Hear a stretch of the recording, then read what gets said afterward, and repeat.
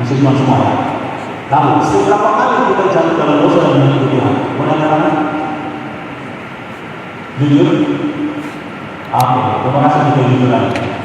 Kejujuran adalah awal kemudian. Nah, sekarang lagi viral ya. Lagi viral masalah dengan menimpakan, betul ya? Di mana orang bicara menimpakan. Kita ditangkap di bawah ada webinar tentang menimpakan. Di mana orang bicara tentang menimpakan, tapi kita juga lihat sekarang itu begitu mudah orang bunuh diri, betul ya? Cerita-cerita bunuh diri. Apa korelasi antara bicara menimpakan dengan orang bunuh diri? Apakah bicara tentang menimpakan itu cukup? Apa yang harus kita lakukan?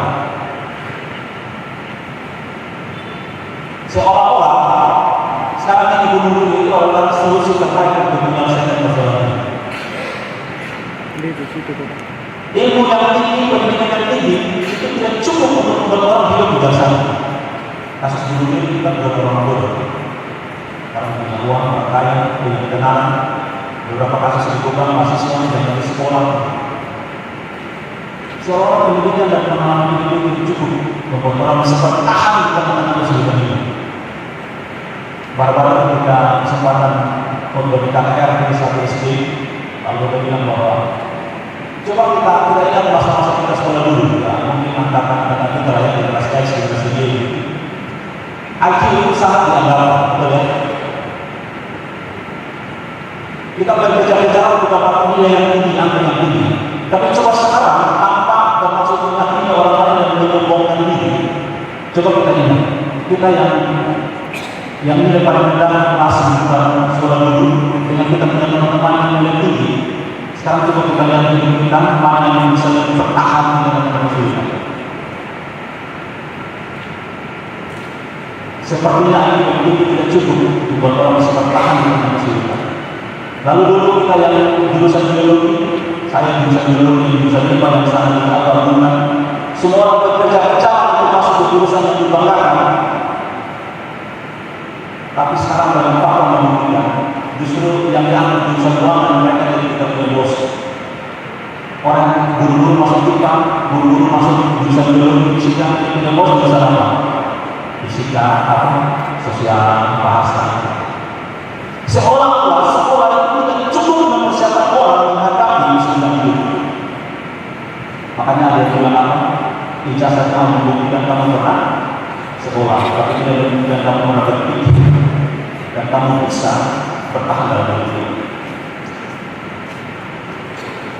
Sekarang kita sedang merayakan beberapa minggu lalu bulan pertama atau besok tanggal 3 itu tepat. Kita teringat satu peristiwa tentang di masa akhir. Teman-teman sesudah kali akan kasih tahu cerita tentang Gabriel datang kepada Zakaria dan datang kepada Maria. Ketika Gabriel datang kepada Maria, dia ngomong panjang lebar dengan Maria, mereka bersoal jawab. Maria bertanya kenapa? Karena cerita tentang perempuan yang hamil di usia tua beberapa kali terjadi dalam sejarah Israel. Mulai dari cerita siapa? Sarah, ya. Usia 98 tahun. Usia 89 tahun. Jadi dia sama Abraham 10 tahun. 89 tahun. Lalu cerita tentang Hana, cerita tentang Ribka. Tapi cerita tentang seorang perempuan tanpa laki-laki hamil itu belum ada. Dan bagi Maria itu yang sulit tidak masuk akal. Tapi dia punya pernyataan terakhir adalah aku hamba Tuhan. Dia bilang pada aku menurut perkataan. Sebelum Maria kata itu dan Gabriel pergi, Gabriel mengucapkan satu kata kalimat pendek yang menjadi penguatan bagi Maria. Yaitu dia bilang begini, Elizabeth sangatmu sudah hamil berapa bulan? 6 bulan. Kenapa Gabriel tidak datang ke Maria dulu kalau datang ke Elizabeth? Elizabeth dalam nanti dia Zakaria. Ada jeda lebih dari 6 bulan pasti. Karena setelah logikanya setelah Zakaria dengan itu mungkin tidak langsung 2 bulan lagi bersetubuh dengan Elizabeth. Pasti ada waktu juga. Nah, Maria mendengar itu, lalu kita bilang setelah itu Maria bertemu dengan Elizabeth. Apa yang terjadi ketika Maria bertemu dengan Elizabeth? Elizabeth mengucapkan satu kalimat yang sangat penting bagi Maria sebagai manusia.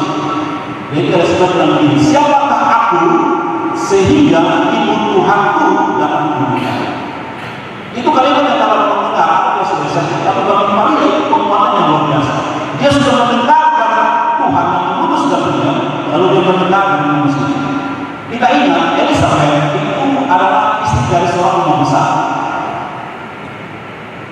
Jadi apa yang dikatakan oleh Elizabeth itu pengaruhnya besar sekali. Dan itu membuktikan bahwa Maria yang hamil bisa diterima secara sosial. Yang kedua, bagi yang dinyatakan oleh Maria itu juga bisa diterima menurut hukum orang. Kenapa? Karena isu yang berkembang adalah Maria hamil di luar nikah. Dan itu yang Maria lakukan. Dia akan dirajam semuanya. Tapi ketika Elizabeth, istri seorang imam besar, mengatakan bahwa engkau adalah ibu Tuhan, menjadi kekuatan yang besar bagi Maria. Buktinya apa? Buktinya Maria tidak dirajam sampai mati. Bukti yang kedua, Yesus bukan anak hasil persinahan. Karena menurut hukum Taurat, anak hasil persinahan tidak boleh masuk ke Bethel. Tapi Yesus ketika setelah dia dilahirkan, 8 hari kemudian dia masuk ke dalam Bethel. Dia disunat di Bethel. Dia diterima. Lalu dia juga menjadi raja. Apa makna bagi kita dalam hidup ini? Maknanya adalah ketika Tuhan memilih kita, sebelum dia memilih kita, bahkan mungkin di dalam perencanaannya dia memilih kita, dia sudah menyiapkan segala jalan. Amin. Amin betul. Coba teman-teman pikirkan satu hal ini. Entah ini dongeng, entah di cerita-cerita mitologi ataupun, pernahkah ada satu kerajaan, seorang raja, seorang presiden, seorang pemimpin satu bangsa mengutus rakyatnya dan tangannya pergi berperang tanpa memperdengar mereka? Ada nggak? Pernah dengar? Katanya di dunia tidak pernah ada. Berarti kalau seorang raja mengutus, maka dia sudah menentang. Baru diutus. Kalau Tuhan mengutus teman-teman menjadi pengurus pelayan pemuda ataupun juga dalam pekerjaan di dunia ini pun, Tuhan mengutus percaya segala jalan sudah tersedia. Dia sudah siapkan mengutus kita. Otoritas itu mendahului perintah. Sekali lagi saya katakan, otoritas mendahului perintah. Ketika Yesus di dalam Matius 28 ayat 18 sampai 20 cerita sebelum Yesus naik ke surga, dia suruh memerintah ke satu kota ketemu dengan dia. Di ayat 18 ketika Yesus memandang mereka memanggil Yesus dan mereka langsung menyembah beberapa ragu-ragu. Yesus melihat ada yang ragu-ragu kalau dia mengklaim sebuah otoritas, kepadaku telah diberikan segala kuasa di surga dan di bumi. Dia mengucapkan otoritas kalau dia bilang begini, pergilah jadikan semua bangsa murid. Jadi otoritas mendahului. Kalau kita sudah diberi perintah, otoritas sudah kita miliki. Dan dia menjamin otoritas itu berjalan terus sampai ketika dia bilang pergi jadikan semua bangsa murid itu bagi semua mereka, ajarlah mereka semua yang telah kuajarkan kepadamu, ketahuilah aku dan kamu senantiasa berkata zaman. Otoritas itu menyampaikan sampai selesai. Amin. Siapa yang percaya? Yang percaya pertama sekali. Yang percaya pertama sekali. Amin. Oke. Kalau Tuhan mengutus kita percaya, otoritas itu disegelakan. Kalau Tuhan mengutus kita tanpa memberi otoritas, itu sama dengan dia menunjukkan dirinya sendiri. Kalau Tuhan mengutus kita, artinya kita sudah diperintahkan. Buktinya di dalam Kisah 8 dia bilang begini, kamu akan menjadi saksiku kalau Roh Kudus turun ke atas kamu, dan kamu akan dapat kuasa kalau kamu akan pergi dan beritakan Injil. Itu janji Tuhan. Nah sekarang kita mau bertanya kepada teman-teman semua, siapa yang percaya bahwa Allah itu baik? Angkat tangan. Turun tangan. Siapa yang percaya bahwa Allah itu berkuasa? Angkat tangan. Terima kasih. Kalau teman-teman percaya bahwa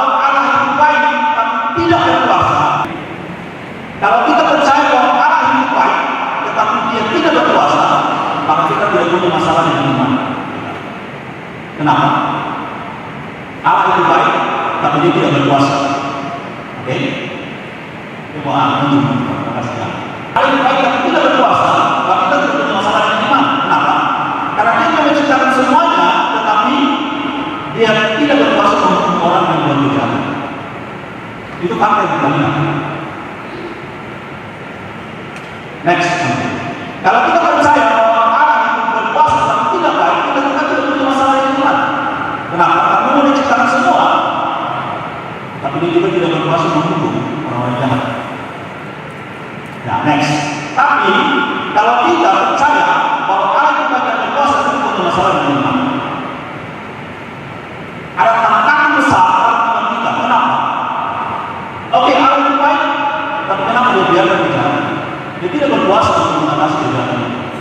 Kalau Allah itu baik, kenapa dia tidak menolong Yesus yang tidak menderita kejahatan dia berkuasa dan disalibkan? Kenapa dia tidak menolong?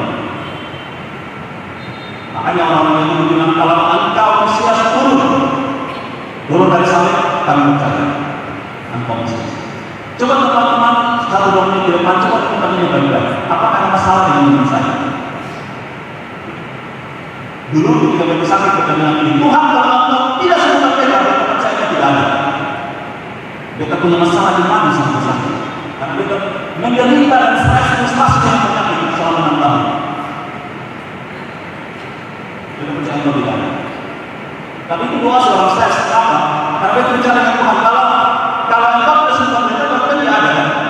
Kalau kita bilang kita percaya engkau tidak ada, itu doa seorang stres. Bagaimana teman-teman menjelaskan kepada orang lain tentang Tuhan yang baik yang berkuasa itu? Coba buktikan. Misalnya ada orang yang tidak percaya Yesus atau seorang ateis atau orang Kristen pun yang tidak sungguh-sungguh dengan Tuhan, yang bilang kalau kamu Tuhan itu baik, begini. Kenapa lu sedang berbicara? Lu pada orang berbicara sedang berbicara. Kalau Tuhan itu baik, kenapa lu terus tahan keras, punya keras terus? Kalau Tuhan itu baik, kenapa lu semua begini? Kalau Tuhan itu baik, kenapa lu sekian tahun Allah saja tidak pernah jadi? Apakah Tuhan tidak berkuasa kalau kamu keluar dari kesulitan masalah ini? Kita punya masalah yang iman. Kalau Tuhan itu baik, kenapa saya punya masalah tidak selesai, maka putar di sini saja. Kita punya masalah yang iman ini. Coba jujur, teman-teman harus jujur dengan keadaan ini. Karena Tuhan tidak pernah tersinggung Tuhan berdebat dengan dia. Coba teman-teman lihat cerita kita. Abraham berdebat dengan Tuhan. Mana mungkin hakim yang adil menghukum orang benar dengan orang tidak benar? Waktu dia doakan keselamatan Allah dan saudara-saudara. Tuhan tidak pernah marah. Dan di ayat yang kita baca dalam Habakuk 3 ini pun ada perdebatan antara Abraham dengan Tuhan. Mari kita lihat, kita punya bacaan. Di dalam Habakuk 3 ayat 17 dan 19 kita baca bersama-sama ayat ini. 1, 2, 3. Sekalipun pohon ara tidak berbuah, pohon anggur tidak berbuah, masih pohon zaitun mencemar. Sekalipun lara tidak menghasilkan bahan makanan, kambing domba terhalau dari rumah, dan tidak ada yang besar dalam kandang. Namun aku akan bersorak-sorak dalam Tuhan, beria-ria di dalam Allah yang menyelamatkan aku. Allah Tuhanku itu keluar yang membuat kakiku seperti kaki Musa, yang menjaga aku berjejak di bukit-bukit. Ya, ini menunjukkan yang berjejak. Kami silakan dulu. Banyak orang berulang dengan masalah hidup sampai membuat dia stres. Membuat dia stres, membuat tekanan di depresi. Lalu biasanya ada musuh dia atau MC, biasanya kita didik di ujian, dia bilang begini, langkahkan belamu dan marilah kita masuk ke dalam dirimu. Itu ya, pengalaman itu seperti itu. Sampai ada apa? Angkatan depan dan kesedihannya ada hari dan akan juga ujian. Baru-baru di resi yang teman-teman menunggu kita tanya. Kalau orang tidak punya masalah hidup, orang tidak punya beban, 10 tahun dari hari ini, dia 10 tahun dari sekarang, tidak ada masalah dalam hidupnya. Dia tahu semua akan baik-baik saja, tidak akan ada masalah. Apapun yang dia mau, dia dapat, bahkan tidak yang dia mau, dia dapat. Pertanyaan mereka, dia masih cari Tuhan. Yang ketiga masih cari Tuhan. Semua yang dia mau ada, bahkan yang dia tidak mampu diberikan. Kira-kira seperti Salomo. Apapun, semua tidak mau dicari, tapi begini mungkin tidak perlu semua Kira-kira yang perlu cari Tuhan. Kita kalau seperti itu. Makanya berbagai hidup, masalah hidup itu adalah gateway, itu adalah akses untuk kita ketemu dengan Tuhan. Makanya dalam Matius 11 ayat 28 yang sering kita hafal, Yesus bilang begini, marilah datang kepadaku kamu semua yang letih lesu dan berberat, aku akan beri kemudahan. Ikulah untuk pasal dan belajar kepada berkata kelemah lembut kerendah hati dan jiwamu akan mendapatkan kemenangan. Masalah hidup itu adalah akses kita bertemu dengan Tuhan. Makanya ketika orang komplain dengan Tuhan, orang berdebat dengan Tuhan, Tuhan tidak pernah kasih. Tuhan tidak bilang ini, stop dia. Tunggu dulu, Tuhan tidak begitu dulu. Tidak. Kalau kita baca tentang Mazmur itu adalah pergumulan hidup orang dengan Tuhan. Bahkan Mazmur 73 yang kita kenal pada Asaf, dia bilang begini, percuma saja aku bertahan hidupku bersih. Aku bertahan hidupku bersih, tapi orang yang tidak cari Tuhan, dia komplain sama Tuhan. Dan Tuhan tidak bersih. Bahkan di ayat-ayat yang terkenal 1:8, ayat yang terkenal yang memiliki jadi lagu, sekali kita hidup dan kami tidak misalnya membantu dan menjadi tetap Allah selama-lamanya. Jadi kata-kata punya pergumulan hidup masalah ini tidak masalah dengan Tuhan. Kita tadi baca kisah tentang Habakuk. Habakuk itu dari nama Habakuk itu namanya artinya menembak, menembak pada Tuhan. Habakuk punya masalah besar. Ketika dia melihat keadaan dunia, ada masalah yang sangat besar. Kesimpulan sementara dari Habakuk itu tidak begini. Habakuk mulai bertanya kepada Tuhan. Coba munculkan Habakuk 1 ayat 2 yang warna merah. Habakuk mulai dengan satu next. Ya, dia mulai dengan pertanyaan ini. How long, Lord, must I call for help, but you do not listen, or cry out to you, violence, but you do not save? Berapa lama Tuhan aku menunggu, aku berteriak, violence, masalah, kejahatan yang mana tetapi Engkau diam dan tidak menolong. Aku tunggu berapa lama? Apa punya masalah? Mulai dengan dia tulis surat masuk berdoa. Komplain dengan Tuhan. How long, Lord, must I call for God? Sampai berapa lama aku harus berseru? Masalah tidak bisa habis. Ada cerita tentang tahun menderita sakit yang tidak tahu alasan. Sudah melayani Tuhan sekian lama, tapi tetap sakit. Sampai dia bilang kalau Tuhan tidak sembuhkan dia terjadi Tuhan tidak. Itu serius, kita tidak ngomong begini. Segala macam cara bisa melakukan tetap sakit. Habakuk bertanya kepada Tuhan. Lalu Tuhan menjawab Habakuk begini, kamu tidak akan percaya jika aku mengatakannya kepadamu. Itu jawaban Tuhan. Kamu tidak akan percaya kalau aku mengatakannya kepadamu. Lalu respon Habakuk, baiklah engkau adalah Tuhan, namun tetap saja ceritakan lebih banyak kepada saya mengapa ini terjadi. Sekarang kita Tuhan tolong ceritakan kepada saya. Bisa baca dalam 1:17 sampai 24 ayat 1. Tolong ceritakan, tolong kasih tahu. Kalau apa jawab Tuhan? Tuhan menjawab apa dengan Tuhan? Kamu melihat yang cukup luas. Dan Tuhan bilang ini, jangan sok tahu. Kamu punya pandangan, kita punya pandangan ini hanya satu di tembok itu. Melihat hanya batas tembok ini, dikonstruksikan Tuhan tidak tahu apa yang kalau kita ngomong sekarang menurut jangan sok tahu. Dia menang. Ayat kedua, kamu akan terheran-heran. Yang ketiga, aku memiliki rencana yang akan terjadi di hidupmu.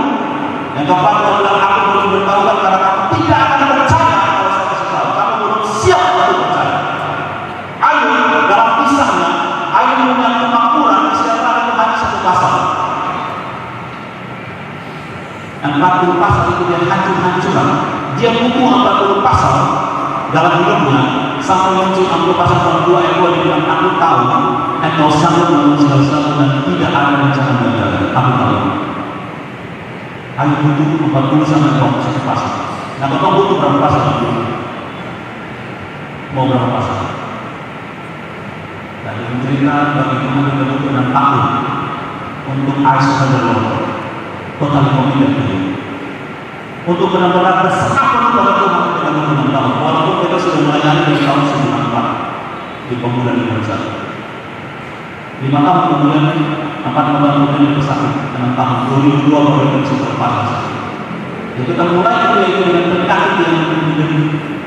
Kalau teman-teman itu pernah dunia, mereka pernah mengalami dunia yang namanya nasako. Nasako nasi 1 koma.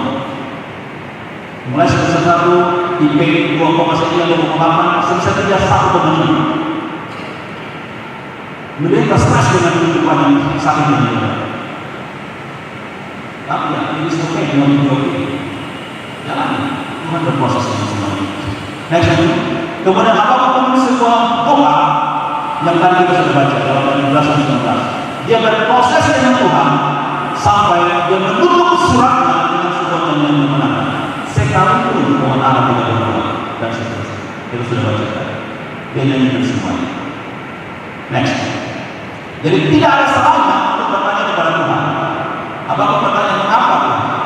Mengapa Engkau membuka mataku untuk melihat masalah demi masalah, tetapi Engkau tidak membuka telingamu untuk mendengarkan suara? Untuk mengerti kenapa Tuhan? Kenapa biarkan saya melihat masalah ini? Kenapa Tuhan biarkan saya melihat masalah di keluarga saya, masalah di pekerjaan saya, masalah di pendidikan saya, masalah di mana-mana, pelayanan? Kenapa Tuhan biarkan saya melihat, tapi Tuhan tidak menolong saya untuk keluar dari masalah? Apapun punya masalah. Dan semua pertanyaan itu tidak bahagia. Next. Pada masa apapun kita kejahatan merajalela di mana-mana, suap, korupsi, kekerasan, baik alat mengganggu kapan saja dihancurkan. Next. Dari saat itu, kekuatan kerajaan Asyur sudah mulai melemah. Apapun terjadi, kapan ada orang yang datang hajar di orang di gereja? Kapan Tuhan datang diminta orang untuk hajar di orang yang korupsi, yang melakukan suap, yang melakukan kekerasan? Kapan Tuhan datang untuk hajar? Seperti coba lihat di sini gereja, di sebarang ketemu luar satu jalan terus ada yang pengen mau saya berjuang, tapi yang apa? Bukti kok, hancur di sini. Kapan ada orang menghantam dari gereja di sini? Kalau pikir kapan ada orang menghantam orang yang melakukan kejahatan? Mau tunggu Asyur dan saya dihantam dong? Asyur sudah mulai lemah. Asyur sudah berhasil tarik suku kedua dari Israel. Menjadi diaspora ini sudah mulai lemah. Siapa lagi melakukan mereka? Next. Seperti sekarang kita punya masalah-masalah di dalam mana kita berdoa sebuah itu seperti menghadap langit lembaga merah dan Indonesia dan Nusa Tenggara. Seolah-olah tidak ada pertolongan. Kenapa Tuhan tidak? Kenapa Tuhan tidak berbicara? Next. Kita tentunya sering berdoa untuk hal seperti ini. Kapan Tuhan hukum orang jahat? Kapan Tuhan buat supaya kita bisa berjalan dengan aman di mana pun Tuhan binasakan para koruptor dan sebagainya? Kapan? Kapan Tuhan? Kapan? Kapan kita bisa sembuh dari ini sakit? Kapan kita bisa dapat pekerjaan? Kapan bisa dapat orang yang malam ini nanti mahal itu? Malam ini bisa kok? Kapan Tuhan? Nanti jangan keluar orang yang kapan kita? Cuma tidak mau mengatakan punya anak. Apa itu? Kalau seluruh Tuhan coba begini, kita begini. Next. Tuhan bilang, dia sedang membesarkan Babilonia untuk nanti datang menghuni. Kita melihat sedikit teman-teman melihat tadi secara Tuhan bekerja di banyak kali. Bangsa Asyur itu bangsa yang sangat jahat dan bejat. Dia mau menghukum, dia datang dan hantam habis tidak ada tersisa. Itu bangsa Asyur. Sampai dia tarik suku keluar Israel sampai hilang. Bangsa Asyur kalau menghukum itu begitu luar biasa. Makanya kita mengertinya nama Yunus tidak mau pergi ke kota ini. Karena dia sangat benci dengan ini. Total jahat. Dia bisa membunuh orang di dunia. Dan kalau tangkap kawan perempuan yang lagi hamil itu akan membangun. Itu anak bayi anak perempuan. Lalu buktikan dengan belah untuk tahu mereka terlalu jahat. Mereka kalau datang dia pasti sudah habis siang di dalamnya. Nah, sedangkan Tuhan punya rencana. Jadi juga itu yang harus terjaga, karena dia akan melahirkan keturunan Mesias. Tuhan punya rencana besar di balik ini yang apa kita tahu. Makanya yang hancurkan Yehuda adalah bangsa Babel yang menghormati orang-orang cerdas, yang menjaga silsilah itu, sehingga Tuhan tahan Asyur tidak boleh menyentuh Yehuda. Lalu Tuhan biarkan Babilonia menghukum Yehuda yang berdosa, tapi tetap menjaga rencananya. Percaya dalam nama Tuhan Yesus. Kalau Tuhan izinkan kita hadapi satu masalah itu percaya, masalah itu tidak akan pernah menghancurkan kita. Masalah tidak pernah menghancurkan iman kita. Masalah akan dipakai oleh Tuhan untuk membuktikan seperti apa iman kita dan kepada siapa kita beriman. Kalau Tuhan izinkan satu masalah kita. Next. Dari sini kita mengerti Yeremia 29 ayat 11. Teman-teman tahu surat Yeremia ini dikirim kepada bangsa Yehuda di Babilonia, di Babel. Teman-teman masih hafal lagi kan? Apa? Sebab aku tahu rencana apa yang akan aku mengenai kamu, yaitu rencana dan sejahtera bukan rencana untuk kamu untuk mendatangkan masa depan yang penuh harapan bagimu.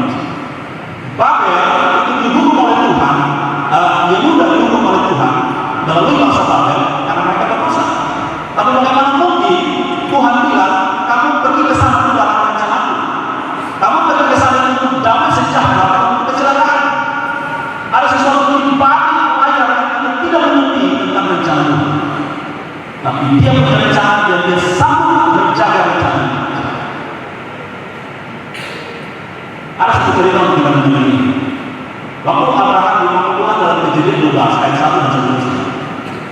Abraham dipanggil Tuhan keluar dari Kasdi, keluar dari Haran dan menuju Kanaan. Kemudian ketika terjadi kelaparan di Kanaan, Abraham dan Sarai, Abraham dan Sarai itu pergi ke Mesir. Sampai di Mesir, Firaun ambil Sarai. Seorang raja kalau dia ambil seorang perempuan, kira-kira apa yang terjadi? Apa dia ambil untuk menjadi pemimpin situ? Masih jawab sebenarnya rencana dan sebagainya. Dan apa yang Tuhan lakukan? Tuhan berintervensi. Firaun tidak boleh apa-apakan Sarai. Yang boleh apa-apakan Sarai cuma Abraham. Karena yang keluar dari rahim Sarai hanya boleh benih yang datang dari Abraham, tidak boleh dari laki lain. Tuhan sudah rencanakan hal ini.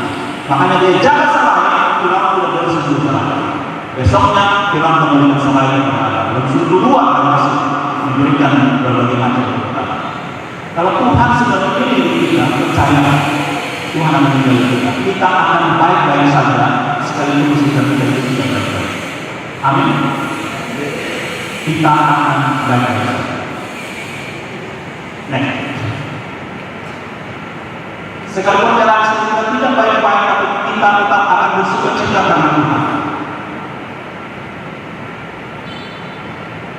Kenapa kita bisa akan baik-baik saja? Karena Tuhan di dalam anugerahnya dia menjaga kita di dunia. Tetapi ingat, Tuhan hanya melindungi apa yang menjadi milik Tuhan. Itu yang dijaga. Orang yang menjadi miliknya yang Yesus katakan yang ada di dalam alamnya dia itu tidak akan bisa diambil oleh siapapun. Malam ini kita meyakinkan kita semua untuk kita benar-benar yakin dan percaya bahwa kita ada dalam pemerintahan Tuhan.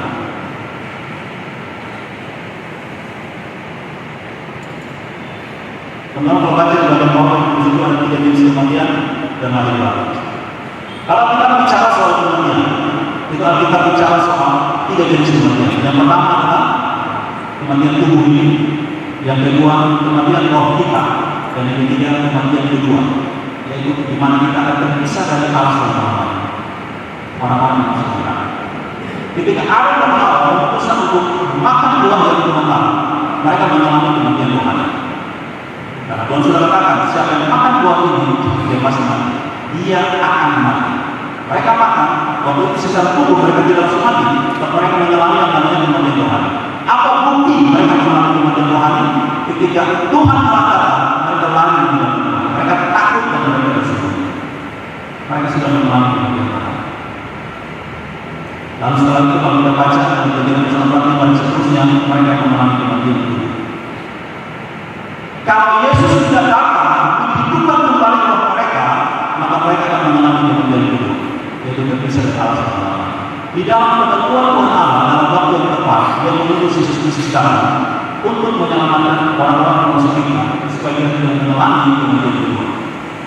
Sangat mungkin kita akan mengalami kematian hidup, tapi bagi kita yang mengalami kematian roh dan menerima Kristus, kita akan mengalami kehidupan, kita tidak akan mengalami kematian hidup.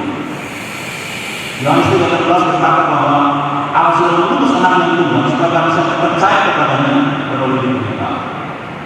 Nah, bagi mereka yang telah dilahirkan kembali, rohnya telah dibangun seperti kata Yesus kepada Nikodemus, kalau engkau tidak dilahirkan kembali, engkau tidak akan mengenal janji.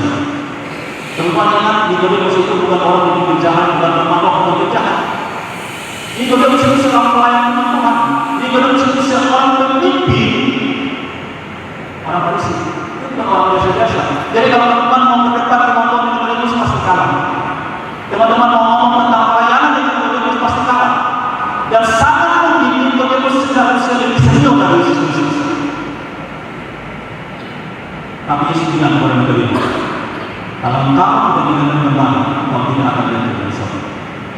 Karena Nikodemus sudah melayani, tapi rohnya mati. Dan dia tidak mengerti perkara rohani. Ketika Yesus bilang, engkau harus dilahirkan kembali, apa kata Nikodemus? Bagaimana mungkin saya masuk dalam rahim ibu saya? Nikodemus tidak mengerti perkara rohani. Makanya Yesus bilang kepada Nikodemus, engkau mengajar saya, tapi engkau tidak mengerti hal-hal rohani. Kalau aku bicara kepada tentang hal dunia, engkau tidak mengerti. Bagaimana kamu mengerti perkara rohani? Ini sangat serius, teman-teman. Sangat-sangat serius. Kenapa?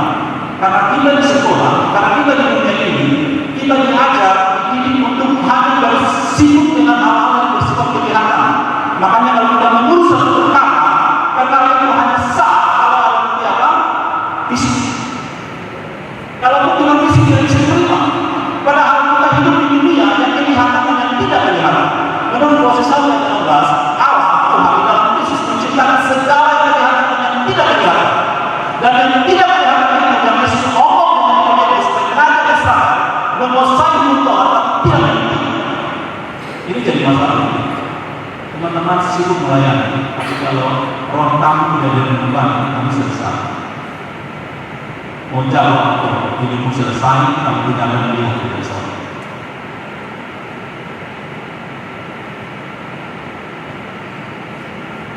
Ini sangat serius.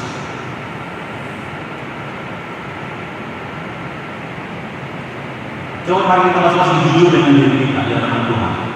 Apakah selama ini saya serius di kehidupan saya? Tadi di awal renungan ini saya bertanya kepada teman-teman, apa kabar hati ini? Apa kabar jiwa? Apa kabar Tuhan ini? Ini super serius. Tidak ada mana. Hari ini teman-teman, iblis itu punya pekerjaan. Dia tidak akan sibuk menghalangi orang dengan gereja. Dia tidak akan sibuk untuk menghalangi orang dengan iman dan memperbaiki. Dia tidak sibuk. Dia pergi saja dari ramai. Tapi ini memesan satu hal. Jangan percaya firman Tuhan kepada orang. Kalau kamu dengan Tuhan, hidup saja. Makanya saat ini banyak orang yang susah tidur. Rumus untuk tidur adalah baca kitab. Betul? Kalau susah tidur, caranya adalah apa? Berdoa. Kamu tutup mata, kamu berdoa, kamu akan tidur dalam firman Tuhan.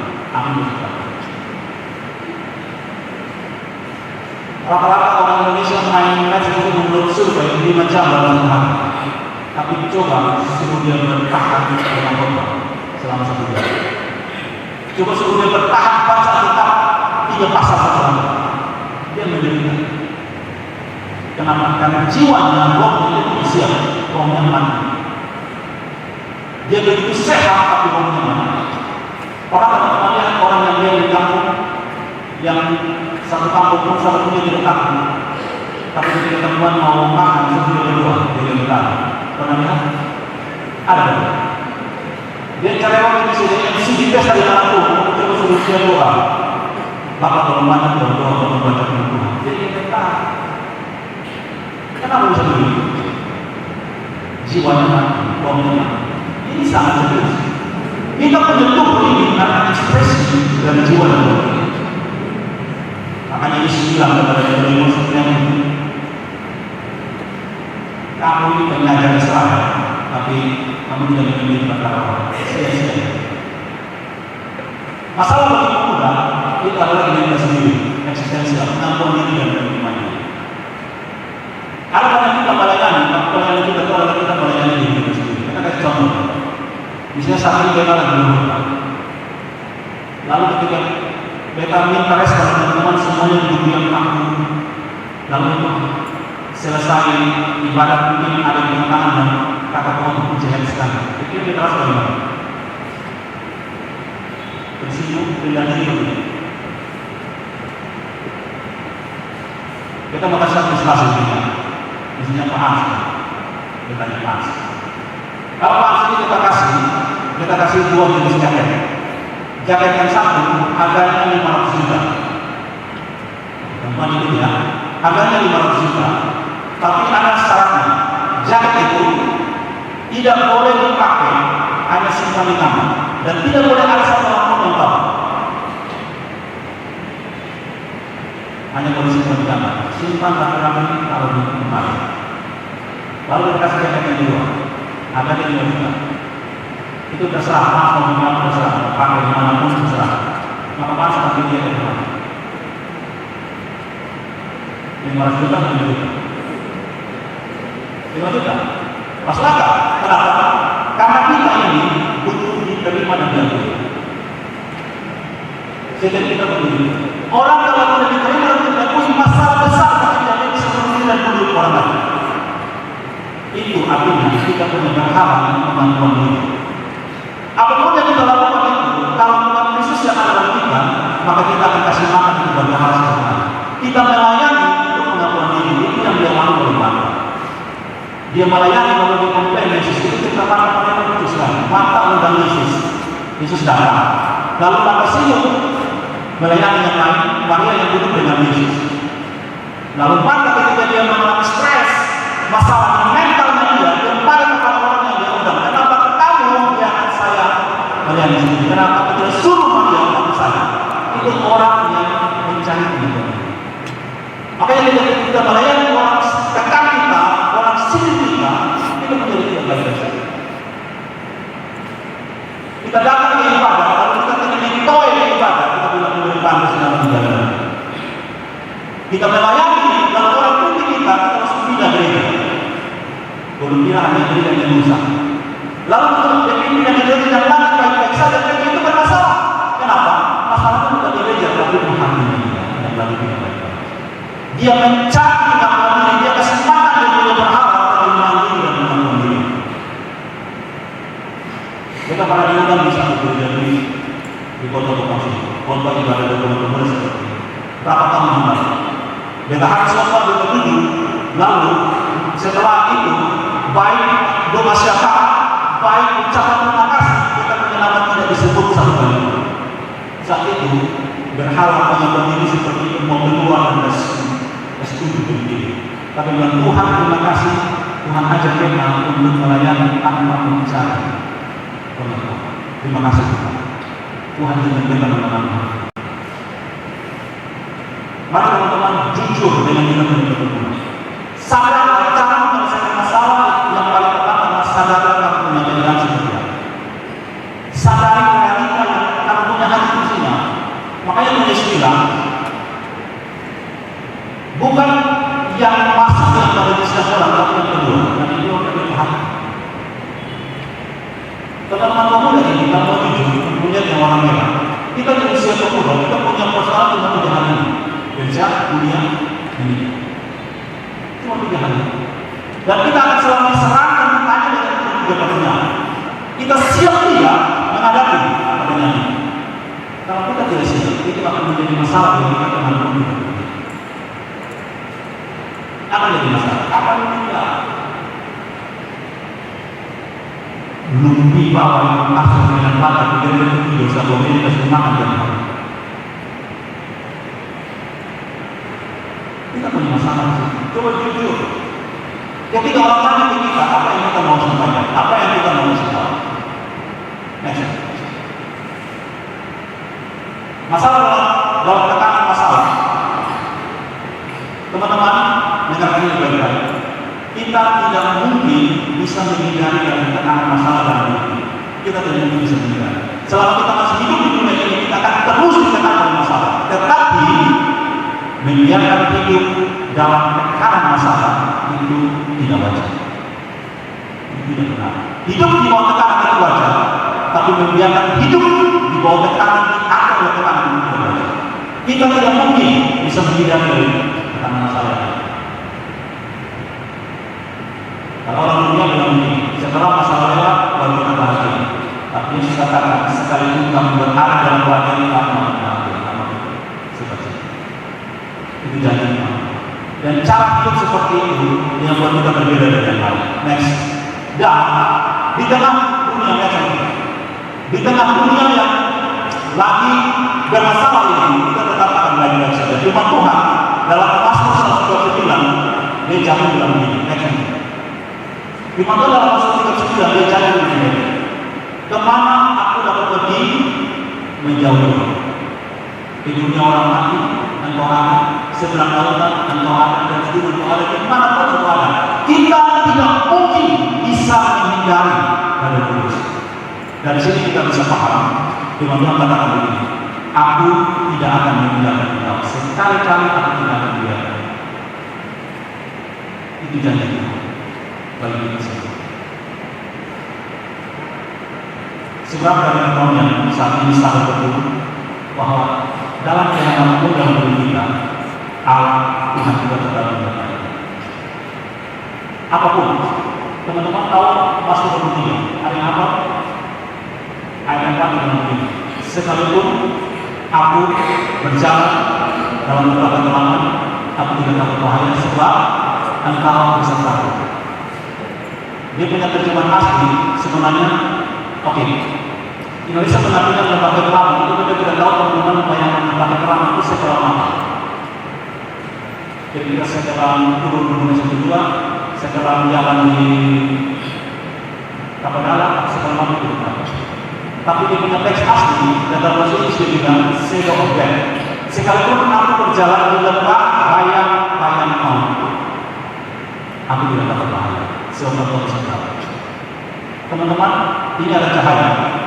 Teman-teman sudah lihat bayangan kita. Bayangan itu kalau ada cahaya, tidak ada cahaya tidak mungkin ada bayangan. Setuju? Dan bayangan itu biasanya lebih besar dari kita. Betul ya? Biasanya. Artinya masalah itu seperti bayangan. Sekalipun kamu berjalan di lembah bayang-bayang, masalah itu seperti bayangan. Sebesar apapun dan segede apapun bayangan itu tidak pernah menyakiti manusia. Amin. Dan percaya, ketika Bapak sedang menghadapi lembah bayang-bayang maut, ketika Bapak sedang menghadapi masalah, itu ada karena ada cahaya Allah yang menyinari. Walaupun kecil, tapi itu pasti. Satu kali ada tiga anak muda, mereka pergi berkemah di hutan dengan kawan-kawan. Lalu tiga orang ini, karena itu tempat baru, dong ini berkeliling dan cari tahu itu tempat seperti apa. Dong jalan dari siang sampai sore sampai malam. Saat malam, tiba-tiba hujan lebat. Hujan lebat, dong mulai takut dan dong mulai tersesat karena tidak berita. Tidak tahu lagi bagaimana. Lalu mereka berdoa, Tuhan tolong supaya hujan itu berhenti. Semakin lo berdoa, hujan bukan makin berhenti, tapi makin besar kalau mulai berhenti, mulai tidak menyala.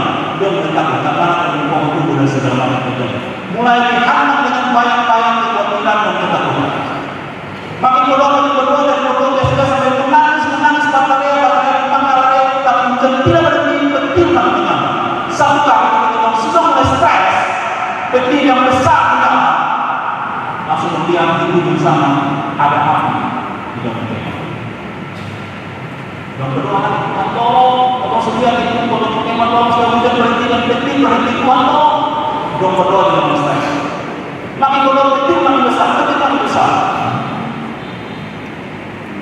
Dan seperti ini dan tiga orang yang satu di sana. Coba tolong berhenti, Apakah kita berdoa? Bagaimana kalau Tuhan tidak hujan dan Tuhan tidak memiliki, maka pasti akan bersama. Mari kita berdoa, Tuhan biarkan hujan turun, dia akan lebih menyambar supaya dia menuntut kita ini benar. Dan itu dari yang kedua. Masalah itu dipakai Tuhan untuk menuntut kita. Amin. Masalah tidak akan pernah menghancurkan kita, masalah tidak dibuat Tuhan, tidak diizinkan Tuhan untuk menghancurkan kita, tapi untuk membentuk kita menjadi hal. Hari ini teman-teman, malam ini kita berharap satu kumpulan dari sini akan mendapatkan suatu peneguhan, suatu janji dengan Tuhan. Kita tutup dengan cerita ini. Ibrani 6 ayat 20. Kita baca sama-sama. 1, 2, 3, di mana Yesus telah masuk sebagai perintis bagi kita ketika ia menurut peraturan dari Israel menjadi pembesar sampai selama-lamanya. Kata perintis itu di Indonesia menarikkan perintis, bahasa Yunani adalah prodromos. Prodromos itu diartikan dalam teks Inggris dengan forerunner, pelari yang lebih dulu, orang yang berlari lebih dulu. Kata prodromos itu biasa dipakai di kalangan tentara dengan Romawi. Kalau misalnya ada orang penting di belakang yang mau masuk, maka mereka akan berlari dari dulu, lalu kasih tahu orang di sana, semua keluar, semua sambut, ada orang penting di belakang. Itu orang yang berlari dan kasih tahu namanya prodromos, jadi berlari. Alkitab tadi di Ibrani 6 berkata Yesus dia menjadi perintis bagi kita. Dia masuk ke surga, lalu dia siapkan tempat bagi kita, dan dia katakan kepada orang, kepada semua makhluk pekerjaan surga, siap sedia orang penting modal. Yesus katakan dalam Yohanes pasal 2 dan 3, aku pergi menyiapkan tempat bagi. Setelah tempat tersedia, aku akan kembali dan membawa kamu ke tempatku, supaya di tempat mana aku berada, kamu pun berada. Yesus menyiapkan tempat bagi. Dialah perintis bagi. Karena siapa yang telah menjadi milik Kristus, maka dia mendapatkan hak sendiri. Yesus menjadi Kristus. Mari kita tundukkan kepala, berdoa dengan semua saudara.